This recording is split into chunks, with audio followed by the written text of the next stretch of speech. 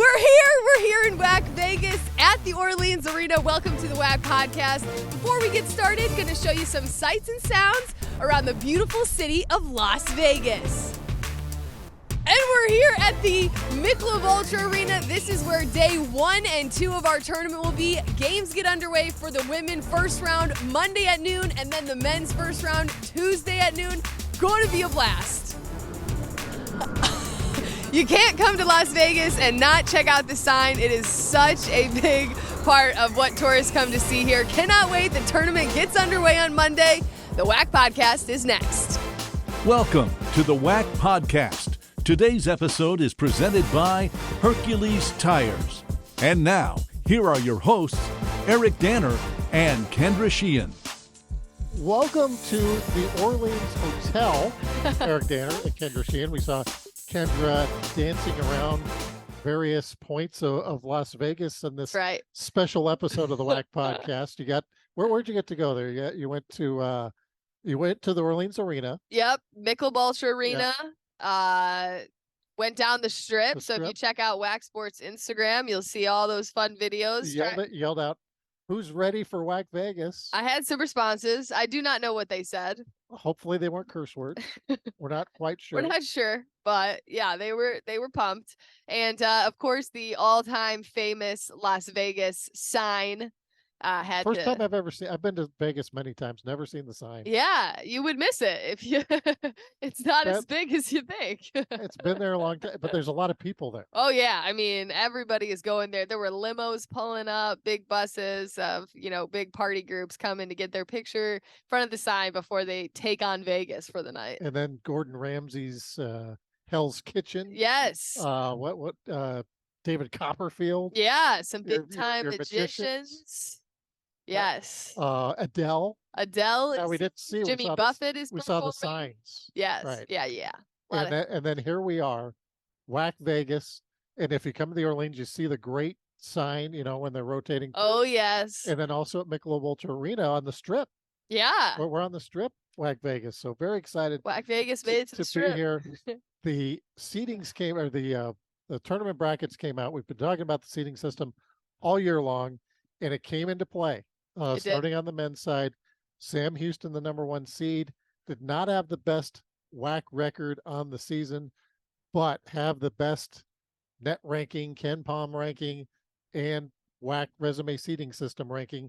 They get the top spot. A lot of that has to do, they did have those big wins at Oklahoma, at Utah, but also some big wins in conference, and they come in, Bearcats winning 7 in a row. Yeah, coming in on a hot streak is certainly, I think, what a lot of teams want to be doing. They want to be playing their best basketball towards the end of the season, come in with that momentum. And it was going to be a close battle between Utah Valley and Sam Houston. Their resume seeding standings were very, very close. Utah Valley ends up actually clinching the regular season championship, but those wins that Sam Houston had in the non-conference and also the amount of wins that they had during the regular season is what kind of pushed them ahead. And so that's going to be fun, as Sam Houston's in the upper bracket, Utah Valley is in the lower bracket, but both have big challenges if they want to be able to face each other in the semifinals. Utah Valley, congratulations to them winning the outright WAC championship, second time under Mark Madsen. They've done that. And of course their resume is pretty good too. They won at Oregon. And if you remember, they played Wake Forest down to overtime at the beginning of the season as well. Have that very talented starting lineup. Trey Woodbury had a triple-double final game and didn't play the last 10 minutes or so.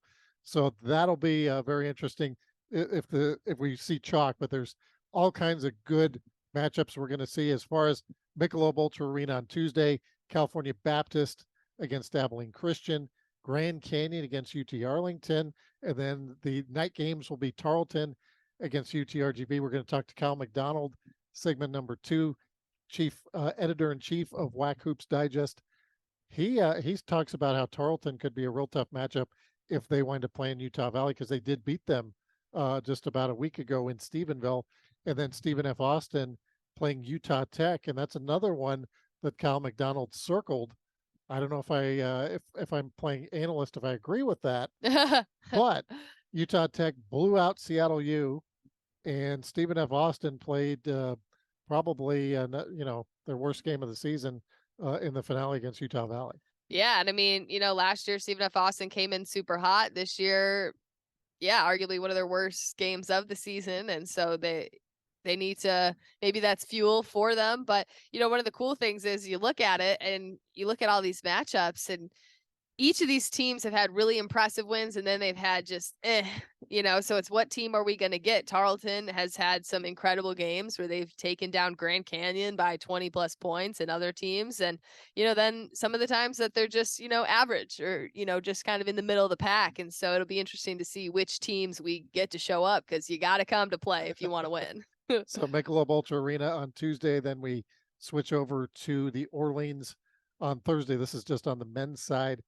Top 4 seeds: Sam Houston 1, Utah Valley 2, Southern Utah number 3. They've been steady all year and will be a team to watch. And then also Seattle U at number 4. This is a team we've seen them. They were on a hot streak in January, kind of cooled off a little bit.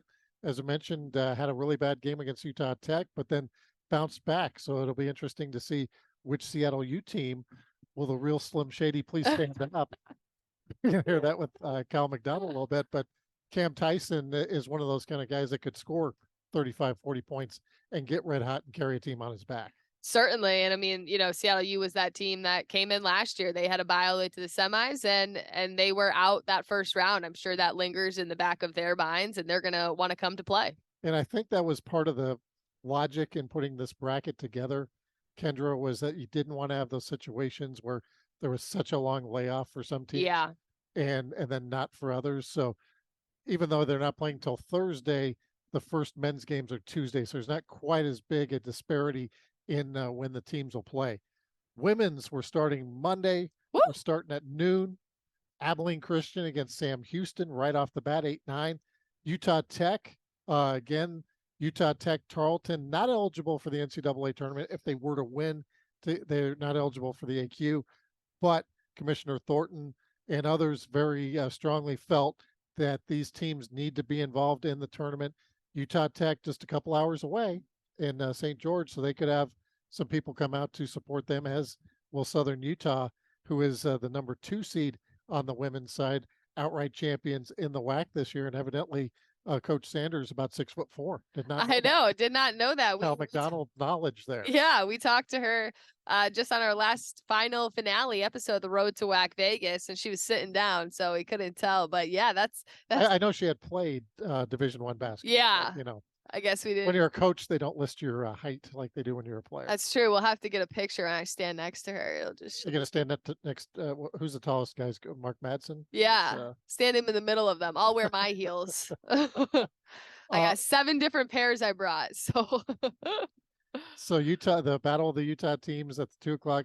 The 6:00 game will be New Mexico State against UTRGV. Just a few years ago, Kendra, that was the WAC championship game. New Mexico State, they have a lot of support, as of course the men's team not here in WAC Vegas, but their women's team is, and anybody who's coming out, and I know there's been a groundswell on Twitter, on social media. Hey, the Aggies are in the tournament. The women, let's go support them. Yeah, I mean, that's a team that really can surprise a lot of people. They have a tough bracket going. They got to go through UTRGV and then Southern Utah, but very impressive what Jody Adams has done this year. And then we look at the final game on Monday, UT Arlington and Seattle U. So, that's going to be another fun matchup too, with the Mavs joining this league for the first time. UTA. Or actually, I marked that the second time they were in the league, 2012, that's 2013. correct. Yeah, thank you for catching that. Yeah.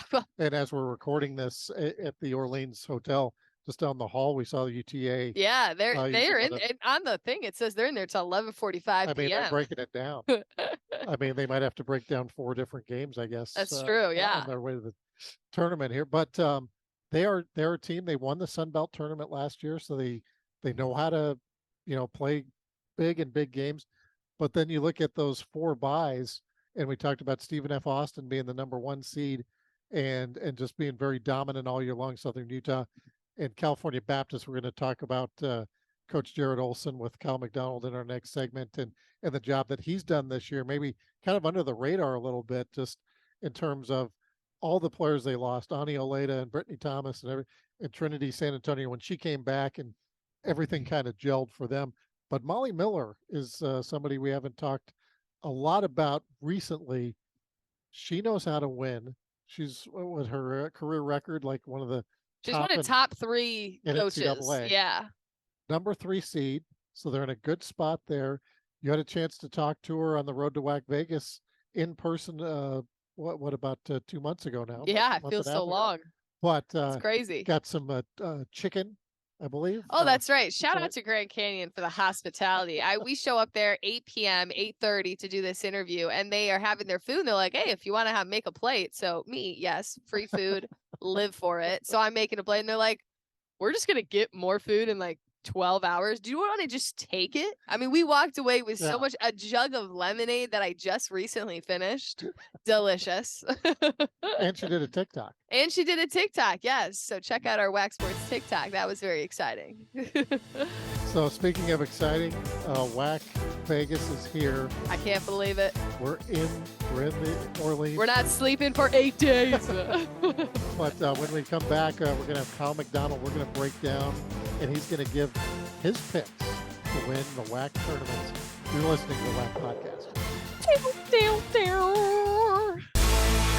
Get ready for an entire week in WAC Vegas. More teams, more games. The 2023 Hercules Tires WAC Basketball Tournament.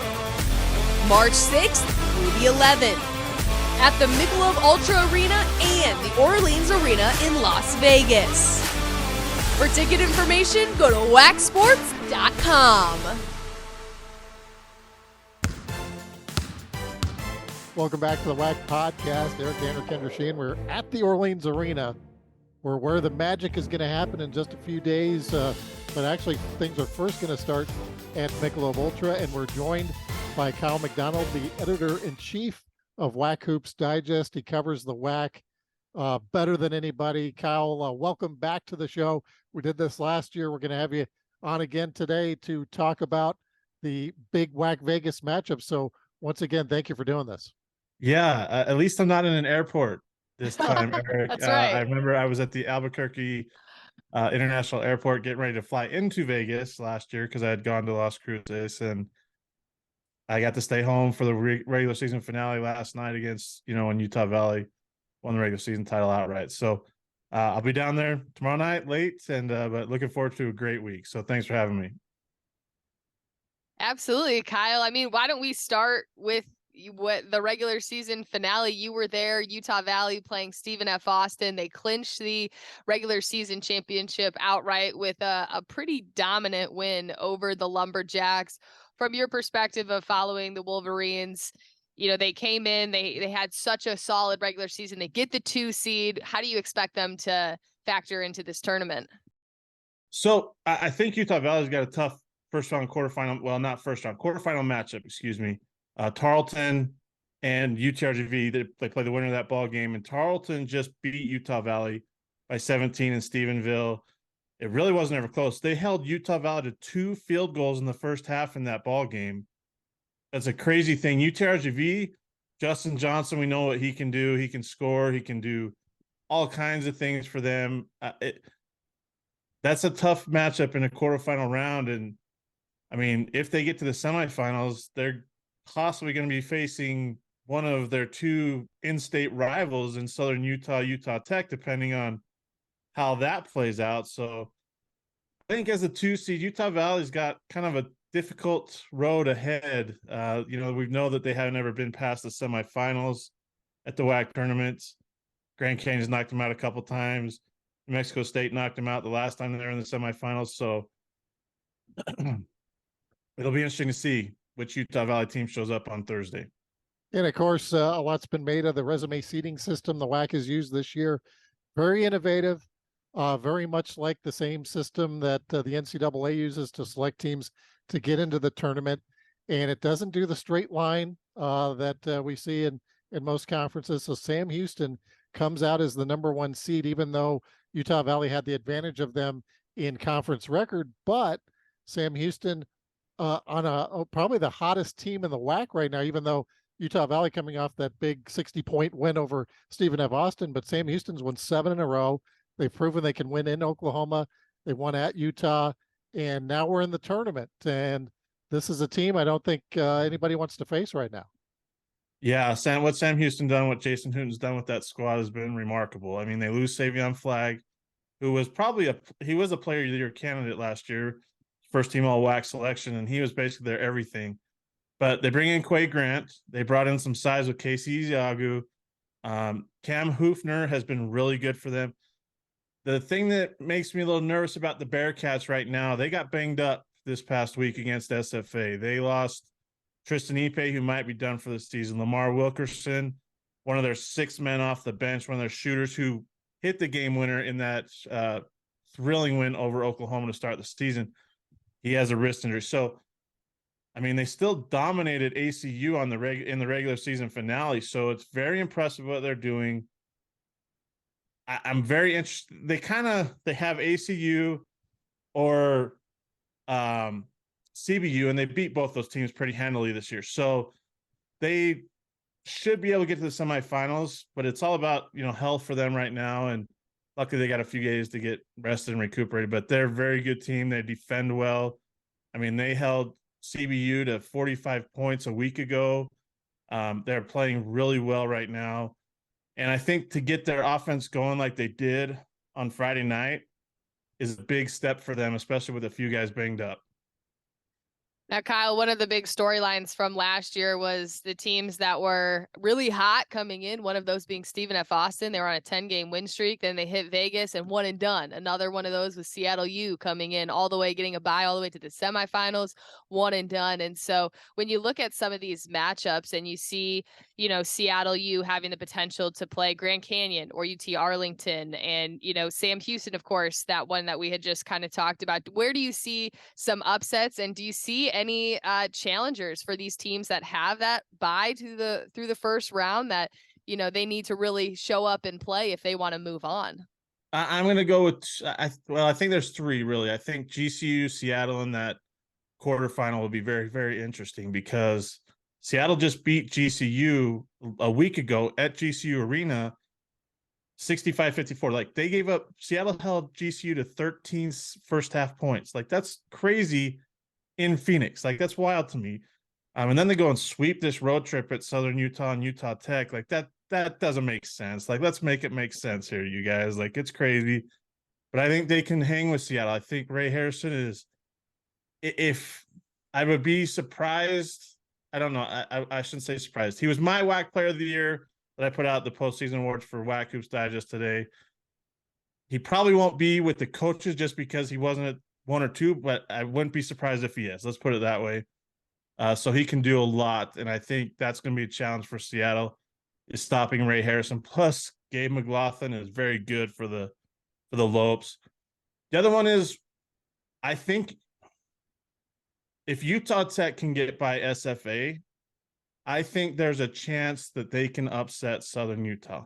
And that's no disrespect to Southern Utah, because Todd Simon's crew is a veteran, experienced, squad. He's got 5 seniors that have been there the last 3 years, and all they've done is win ball games. So, but Utah Tech plays with a certain edge when they play these in-state schools. It's a whole different ball game.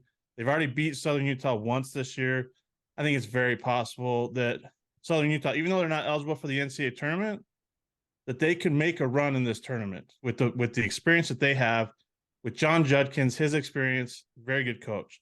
And then Tarleton, if they win and face Utah Valley, they're a bad matchup for the Wolverines. I'm not going to lie. They're a terrible matchup for the Wolverines because of the way they play. So those are 3 quarterfinal games I'm keeping my eye on very closely if they happen. Yeah, the quarterfinals, I mean, here at the Orleans Thursday could be some of the best basketball. I know, Kyle, you've been covering the WAC for a while, and I tell people, hey, it wasn't that long ago. We only had 6 teams playing in this tournament, and now we have 12.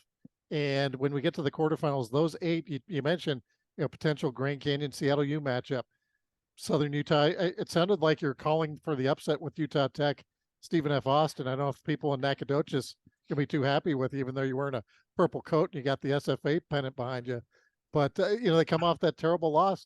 But like Kendra said, they won 10 in a row and then lost, coming off just a defeating loss like that, maybe they bounce back. Maybe that galvanizes them for the tournament. You just never know how teams are going to react. And even a team like California Baptist going into the season with the Armstrong brothers and some of the talent they have, would it be that, surprising if they made some kind of a run in the tournament? Yeah, no, I excuse me. My concern with SFA, going back to that, like last year, they went on that run. They won 10 straight to get to a share of the regular season title. They were away from home for 2 weeks. They had played at New Mexico State and at UTRGV to finish the regular season. They did not go home to Nacogdoches. They came to Las Vegas and had to wait almost a week to play that semifinal or that quarterfinal game where they lost to Abilene Christian. So they were exhausted. I'm not going to lie. Like, that was a bad kind of timing for them. It's even worse this year just because they are so banged up. And I don't know if Day Hall is going to play on Tuesday because it sounded like he was out for the season after he re-injured his shoulder this week. Nana Boasiako he's out for the rest of the season. So they lost a big guy. Latrell Giselle got banged up against Utah Valley. So they are banged up. That's my only concern with SFA. They could go on a run here at Las Vegas, but they are so banged up that I just don't know what SFA team we're going to get. As far as CBU, the question is which CBU team shows up. Is it the team that got out to a 20-point lead against Seattle at the CBU Event Center a couple weeks ago? Or is it the team that scored 45 points in a loss at Sam Houston 2 weeks ago? Like, so who do we get for CBU? But they can make a run. They're very talented. They have the shooters, and when they get going, they're tough to stop. If they score 70 points, they will win ball games. They are very good when they score 70-plus points this year. When we were just kind of talking about which team, could win this, and I look at it and I see so many. I mean, our league is so stacked. It's so, there's the top teams, but then all the teams below it, I think anyone can have an upset at any time, like you kind of mentioned. Kyle, if you had to pick who your semifinal, your WAC champion would be early on, I'm going to put you on the spot here and see. Yeah, why not? Why not see? You had pretty close bracket predictions, so let's see about this one. Well, last year I was sitting at that Albuquerque airport and you asked the same question. And I went with I went with the Aggies and I was right on the money there. Like That's true. I was right on the money there, but this year it's hard. Like, this league is so deep. There are 5 teams with 20-plus wins. We've seen upsets galore. We saw UTRGV go into GCU Arena and beat the Lopes. We've seen Seattle go into GCU Arena and beat the Lopes. But we've also seen CBU blow out Seattle. We've seen Grand Canyon go into Sam Houston and beat the Bearcats in Huntsville. UT Arlington went on the road and beat SFA, and they beat Sam Houston. That not on the road, but they beat Sam Houston at College Park Center. But like, that's crazy, And Utah Tech, they blow out Seattle U on Wednesday night by 37 points. So it's like, who in the it reminds me of the old song, The Real Slim Shady. I just want to go back to Slim Shady, stand up. Please stand up. Goodness. It's wild. But I want to go back to what Matt Figure said when the conference schedule came out in September. He looked at it and he's like, where in the heck am I going to get a win? And that's not exactly what he said, but I don't want to swear in this podcast. So. Good choice. But it's like where anybody can win on any given night. It's just a matter of who's shooting the ball better, who's maybe defending better, maybe who's playing with that extra chip on their shoulder. ACU last year, they were playing with a little bit of a chip. People doubted them and they just kept getting after people. Oh, I told somebody, and it was going to come down to the matchup, but I told somebody that I thought Tarleton could make a run in this tournament just because of the way that they play. Tarleton, not Tarleton. If you try to go the hard 8 again in Stephenville, they're going to be mad at you.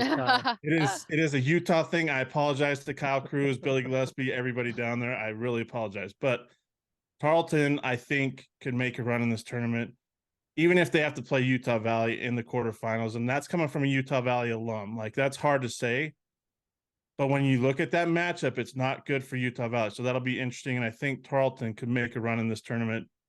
Grand Canyon can do the same thing, and people will bash on me for saying that, but don't ever count out the Lopes, especially when they got a guy like Ray Harrison that can go off at any given moment. That's been really good. And they're playing really good basketball this last week going into WAC Vegas.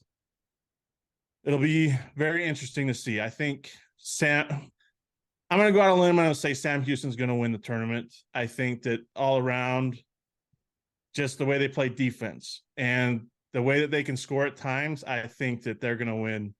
Jason Hoon's going to get to his first NCAA tournament. That's my prediction. Bold prediction. Going chalk. Taking notes. We'll see. We'll talk on Saturday. Let's head over to the women's side, Kyle. So Monday at noon, action gets underway. Michelob Ultra Arena. The top seed again, like the men. It's Stephen F. Austin, not the conference champion, but the body of work for the Lady Jacks propelled them rather easily. I mean, this was a pretty much a no-brainer for several weeks now. They were going to be the number one seed. Southern Utah, though, this is a team I don't know if anybody really saw it coming what they were going to do. I think people thought they would be good. I don't know if they thought they'd win the regular season and be a hot team to pick to win the tournament.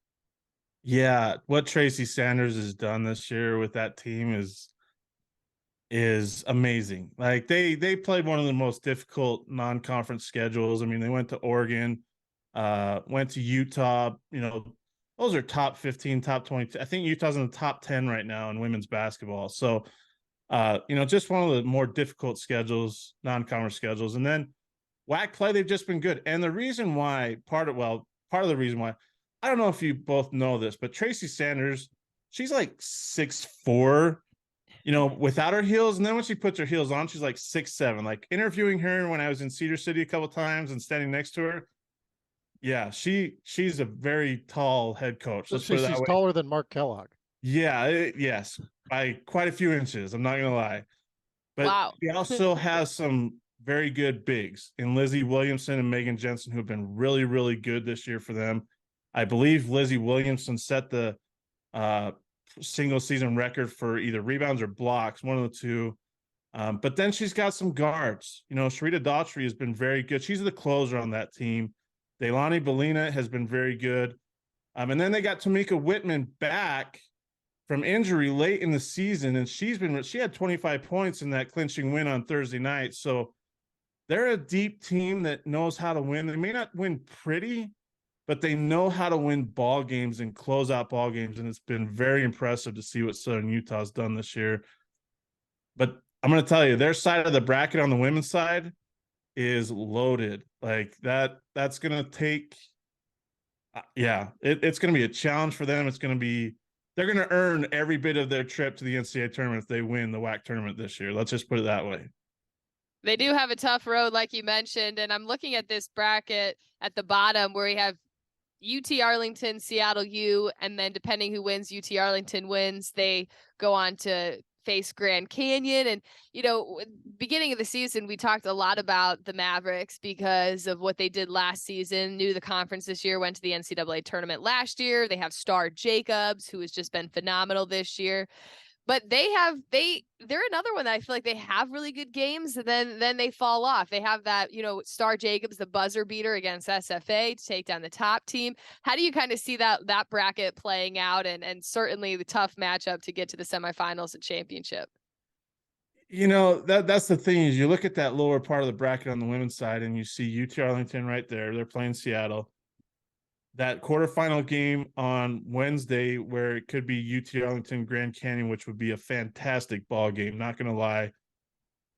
UT Arlington's playing much better as of the last couple weeks. Like they have been very, very good. Star Jacobs they may not be at the top of the league, but she should still probably be the player of the year with what she's done. Like her numbers nobody's even close to her. Let's just put it that way. Nobody's even close to what she's done. And I think UT Arlington's going to shock some people in this tournament. I think that Grand Canyon and Southern Utah probably need to be on upset alert with regard to the Lady Mavs. And I say that not because of anything else but Star Jacobs. When you have a star player that can do all that, it makes everybody else around her better. And they can score points. They play chaotic. They get after you. Keep an eye on the Lady Mavs because they've they've been in a conference tournament where they've won it last year, so they know how to win too. So keep an eye on the Lady Mavs. Like I said, that lower part of that bracket is loaded, and Southern Utah better be careful too, because New Mexico State and UTRGV, they can get hot at any given moment. Like Jody Adams, what she's done with that Aggie squad this year has been tremendous. I mean, it's a whole different program as they get ready to go to Conference USA after, in July. Lane Lord's team last year, I mean, they were the funnest team in the tournament last year to watch. Like, I was shocked at how fun it was to watch Lane Lord's squad, and Ayanna Dorsey can light it up, at any given moment. So that's going to be a fun lower bracket in the women's side. Very fun. Well, UTA is meeting down the hall from us here, so hopefully they aren't hearing our opinions on them. But definitely Star Jacobs, what she had 35 points, 20 rebounds a couple weeks ago. She can definitely put the team on her back at times if need be. She has the longest hair in the league too, Eric. That is correct. Yes, and that should be a feature story for this tournament. Might be in the NCAA. I would say. Yeah, it's it's pretty cool actually. I'm fascinated by it. Speaking of hair, but going the other direction, Jared Olson, coach at CBU. No hair. But we haven't talked about the Lancers yet. This is a team that's been battle tested. Maybe not this particular group of players, other than Trinity San Antonio, who really turned it on, had that injury, missed some action. Ever since she returned, CBU, they have a bye, and there's a reason for that. And if you look at when she came back, that's when the Lancers have become this team. They could be a team to watch out for. Yeah. I mean, you think about what Jared Olson's done this year. They lost Caitlin Harper, Ane Oleta, Brittany Thomas, among others on that that was from their undefeated team to last year's team that got to the semifinals. It's just very impressive what he's done with this group. He probably has the freshman of the year in Grace Schmidt, right now, who's been very good for him in the paint. She's a little undersized for the position that she's playing, but she's done it well. But you talk about, a team that can light it up. I think they took 16 field goal attempts in the first quarter at Southern Utah the other day. 13 of those were from 3-point range. I think they made like 8 of them in the first quarter. So that's their game plan. They're gonna fire it away, but they're also gonna let Trinity San Antonio go and make a play. She got that experience playing on the international level this year with Puerto Rico. So she's been very, very good. She's just, I don't know. She's one of the best players in this league, and they can light it up. They beat SFA in Nacogdoches this year, so they know that they can win. They beat Grand Canyon this year. They really went toe-to-toe with Southern Utah in that matchup in Cedar this past week, but kind of ran out of steam. Southern Utah's size got to them a little bit late in the game. But Jared Olson's team can surprise people. I wouldn't be surprised if they make a run in this tournament. And they're going to have probably a good Utah Tech team, no offense to Dan Nielsen's, Wolverines. That CBU Utah Tech quarterfinal on Wednesday is going to be pretty interesting because you got two teams like to score, two teams like to shoot the 3-point ball. You got two really good guards, Brianna Gillen and Trinity San Antonio going, at each other. So, but Jared Olson's team is very good. If they get going from the perimeter, they can be unstoppable at times. Kyle, you know the question I'm going to ask you. You just know. Yeah, I know. Let's see. Who's your pick? Maybe the semis and the finals? Give it to me. This is a tough one. I'll give you what I said before when we first started talking about the women's bracket. UT Arlington, I think, is going to get to the semifinals of this WAC tournament. I really like what Sharika Wright's squad is doing right now. They're getting up the floor. They're defending. They have a lot of high scores, but people don't realize, that's because they're turning people over quite a bit recently. They just lost on a heartbreaker to SFA this past weekend. They can play. They're good. They're talented. They're experienced. And they have arguably the best player in the league. If you don't slow her down, like you said, Eric, she went for 35 and 20, 2 weeks ago in a ball game. So she can go off at I shouldn't say she can go off at any time. She goes off every night. Let's put it that way. She's averaging like 20 and 15 or something like that. So she can go off at any time. I really like the Lady Mavs because they are playing well right now. And, you know, they play on Monday and you get started quick. You never know what could happen, you know, with a day's rest when another team's had off a few extra days. Because we've seen it before where teams, you know, play earlier and then they get on a roll and it just gets going. So UT Arlington, I think, gets to the semifinals. I'm going to say that Mark Kellogg's Lady Jacks, though, I think they get it done this year at WAC Vegas again. It's all going to depend on Ayanna Johnson's health. Like, she got hurt in that regular season finale, so we're going to see if she's able to go. He's just got the depth, the guards. Jordan Harrison's a very good point guard. So it's just a matter of if Ayanna Johnson's good to go, then they're gonna win WAC Vegas once again. I have a great story too. I just want everybody on this podcast to know I have a great story coming out about their point guard who was the WAC tournament MVP last year. Zion Nugent is now sidelined for the season. So right? Yeah, Zion Nugent. Yep, it's a great story. Got to talk to her last weekend when I was in Nacogdoches for that ESPNU game. So good stuff there. But was she on the turntable? Yeah, I was like, did you factor in her DJ in? Oh, it's in there. Believe me, it's in there. So yeah. I mean that goes to say too, Kyle, that if as you predict SFA goes through to win, if they do it without Zion Nugent, that I mean what a and Jordan Harrison as a freshman, you had Mark Kellogg on the Road to WAC Vegas show. He usually doesn't play freshmen like this. I mean, they usually don't. He's not a big fan of starting freshmen right away, but he kind of had to. And not only did he have to, she responded, and I think was third in the team in scoring, leads the team in assists. Yep.